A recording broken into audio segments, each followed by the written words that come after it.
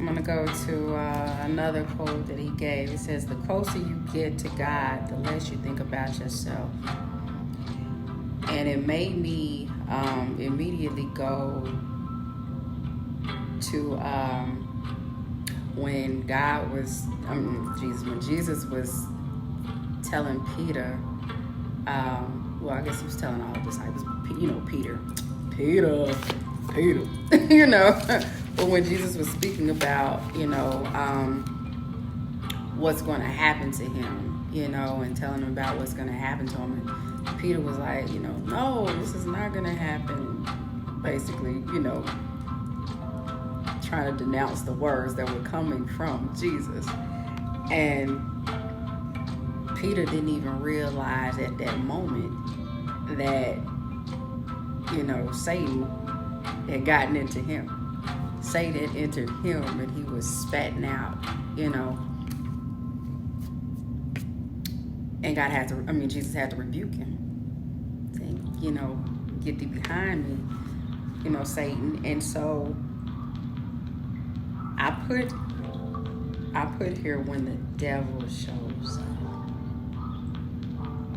When the devil shows up. I don't know why I didn't complete that sentence, but I say when the devil shows up, sometimes we don't even realize it's the devil at that moment, because of who it is that he's speaking through, because of who it is that he's operating through, because we wouldn't think. But he's at some point he's used all of us. He's operated in all of us because we're now messed up, And when we are in, blessed God, when we have open doors because of our behavior, because of sin that we have, stepped into, entered into, committed, that's that door, and he'll finagle his way right on in. And the crazy thing is, Satan likes to, blessed God, provide an overstimulation, I guess you could say. Meaning he knows the things that we like. And he also knows the things that we are not supposed to be engaging in.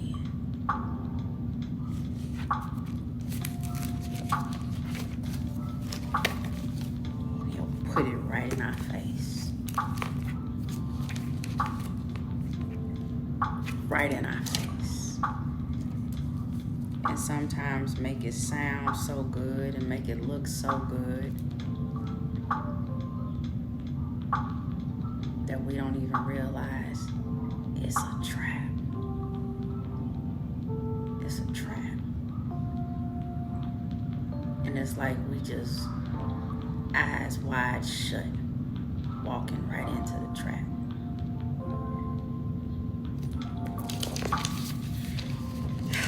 Blessed God. And that's part of our self-centeredness. Everybody talks about self-centeredness in a manner of, somebody's just thinking like,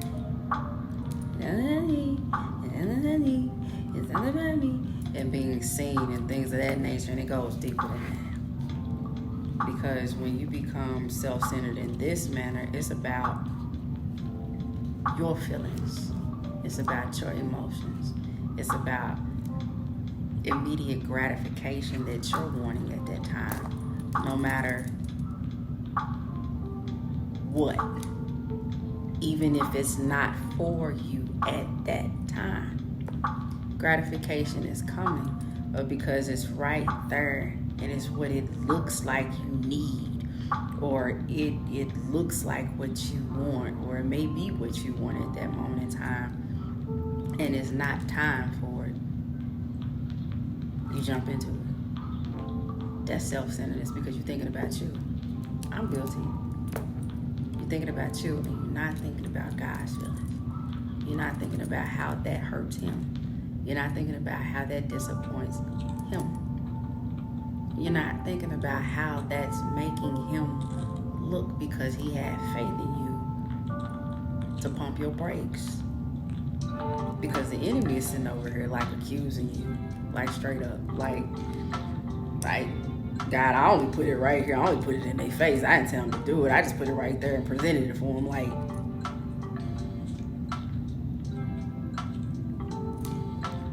And that's what it looks like when we mess up. And that is, whether we want to admit it or not, part of self-centeredness.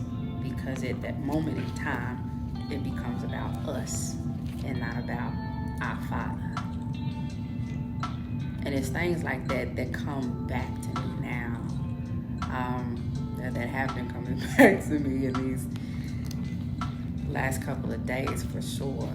Because, it's a time where I know God is really wanting to use us. Because we're chosen for a thing. We're anointed for a thing. But we have to be really purified in our minds. And not to live in the condemnation of our mistakes, but to recognize what it is, what's triggering the mistakes, and pull ourselves out of that and know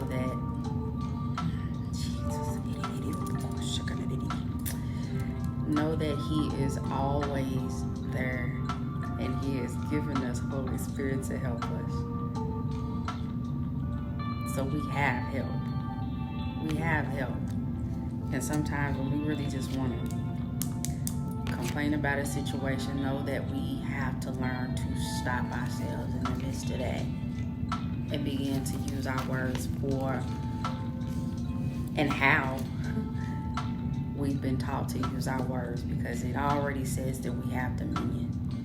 And so the people in the world is looking at us like, yeah, all right. Your God said you got dominion in, let me see it. And so instead of us really fussing about and complaining about our situations, beginning to use our words, and I'm really gonna get you. But for real, doing that. And you have to begin to check yourself like in that moment and change it. Even as it pertains to a person or a group of people. Begin to change your words, because so much more can be accomplished in love and with love than with hate. If you stay stuck in the hate of it, you're going to have to continue in that. And it's going to be a tit for tat, a tit for tat, a tit for tat until somebody get tired. And eventually, I'm going to tell you straight up, you're going to get tired. Even if you win that tit for tat, you're going to be tired. You don't want that. That's restless and useless toiling for something that ain't even worth it, when you can just literally rest in what you know and who you know. Got your front, back, and side to side. That made me think of T.I. song. Front, back, side to side. And that's what God got with us. Our front, back, and our side to side. But He wants us to be right. So this is a call for us to get right. And I'm starting with Brandy. It's a call for us to get right.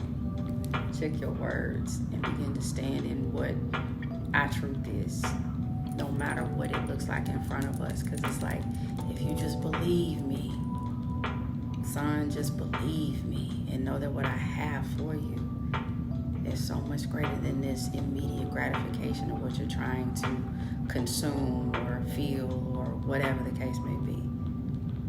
Baby girl, if you would just believe me. Just believe me. So that's what we're going to do. Blessed Jesus. Just believe Him. Yeah. But I pray something that I have been given to say resonates in your spirit, and that you can begin to flow in it. All right? So I pray you have an awesome rest of your night. Yeah. And I'll catch you in the next one.